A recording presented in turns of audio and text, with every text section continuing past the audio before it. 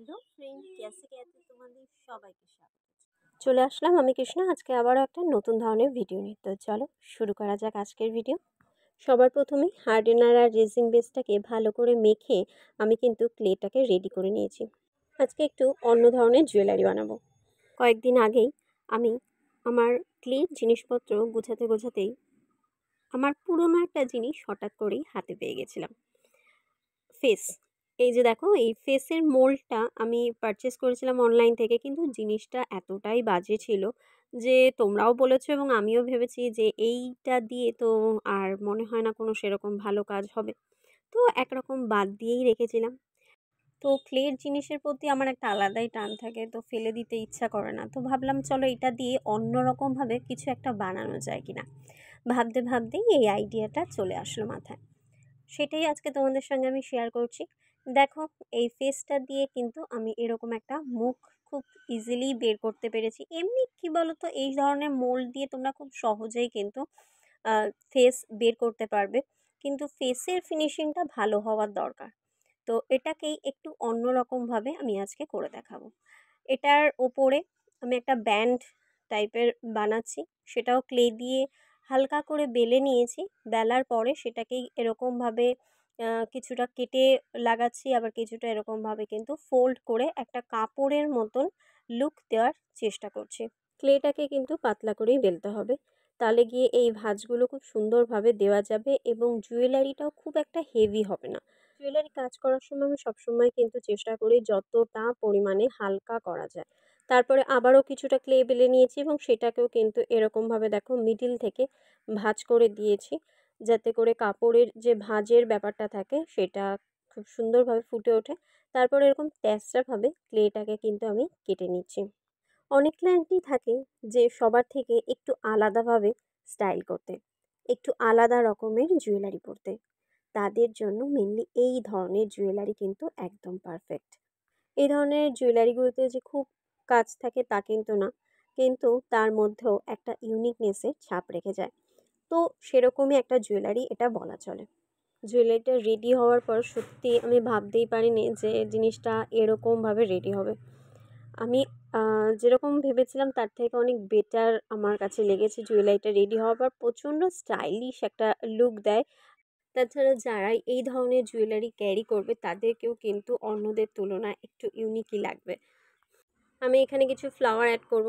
Flower add করার জন্য আমি কাটার দিয়ে এরকম একটা ফুল কেটে নিয়েছি এবং টুলসের সাহায্যে এখানটা প্রেস করে আমি পাপড়িগুলোকে একটু ফ্ল্যাট করে দিচ্ছি। পাপড়ির মধ্যে একটা ভাঁজ ক্রিয়েট হচ্ছে, তোমরা দেখতে পাচ্ছ।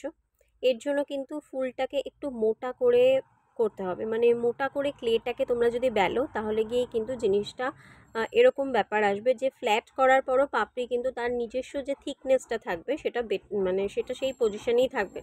এমন না যে আমি এটাকে যেহেতু অনেকটা ফ্ল্যাট করে দিচ্ছি তাতে খুব একটা পাতলা হয়ে যাচ্ছে, বরং মোটেই না। যেটা এটার যথেষ্ট থিকনেসটাই কিন্তু বজায় থাকছে। তোমরা দেখতে পাচ্ছ। জিনিসটাকে আরও বেশি সুন্দর করে তোলার জন্য আমি এখানেও একটা ফুল দেবো এবং ওপর দিকেও আরও 2-3টে ফুল কিন্তু দিয়ে দিচ্ছি। এটা তোমরা তোমাদের পছন্দ মতন কিন্তু ডিজাইন করে নিতে পারো বা অন্য কোনো ফুলও অ্যাড করতে পারো। আমি ওপরটা সি গ্রিন কালার করছি। আমি আজকে কিন্তু কোনো রকম হোয়াইট কালার করছি না, কারণ আমি সম্পূর্ণ কালারটাই কিন্তু একটু ম্যাট ফিনিশের মধ্যে করতে চাচ্ছি। সেই জন্যই আমি কোনো রকম হোয়াইট কালার এখানে অ্যাপ্লাই করিনি। এবার মুখটাকে সম্পূর্ণ কালো করে দিচ্ছি। দেখো জিনিসটা কেমন লাগছে। আর ব্রিলিয়ান্ট পার্পল কালার দিয়ে ফুলগুলোকে আমি কালার করে ফেলছি। এখানেও কিন্তু আমি হোয়াইট কালারটা অ্যাপ্লাই করিনি। 3টে ফুলই আমি সেম কালার করছি এবং এটার যে মিডিল পজিশনটা হবে সেই মিডিল পজিশনটা আমি একটু অ্যাশ কালার করব। তো তার জন্য সবার প্রথমে একটু ব্ল্যাক কালার দিয়ে দিচ্ছি এবং ব্ল্যাকের সঙ্গে একটু হোয়াইট মিশিয়ে আমি অ্যাশ কালার করে দিচ্ছি। তো কালার করার পরেও মনে হচ্ছিল আরও কিছু বাকি রয়ে গেছে। তো তার জন্যই দেখো এই জায়গাটাকে আরেকটু সুন্দর করার জন্য জুয়েলারিটাকে আমি কি করছি, আমি এখানে স্টোন চেন অ্যাপ্লাই করছি। প্রত্যেকটা কাপড়ের যে ভাঁজটা আমি করেছি সেই ভাঁজের মধ্যে 2টো লাইন আমি কিন্তু গোল্ডেন চেন দিয়ে কভার করে ফেলবো। আর নিচের দিকেও গোল্ডেন চেন কিছুটা ঝুলে থাকবে, সেই জন্য সেই রকম মেজারমেন্ট করে আমি গোল্ডেন চেন কেটে এখানে আঠা দিয়ে লাগিয়ে দিচ্ছি। এরকমই আরও সিম্পল কিন্তু ইউনিক ডিজাইন কিভাবে ক্রিয়েট করতে হয় সেই সমস্ত কিছুর নলেজ এবং আরও বেটার জুয়েলারি কিভাবে তৈরি করতে হয় সেই সমস্ত কিছু নিয়েই কিন্তু আমাদের অ্যাডভান্স কোর্স চালু হতে চলেছে।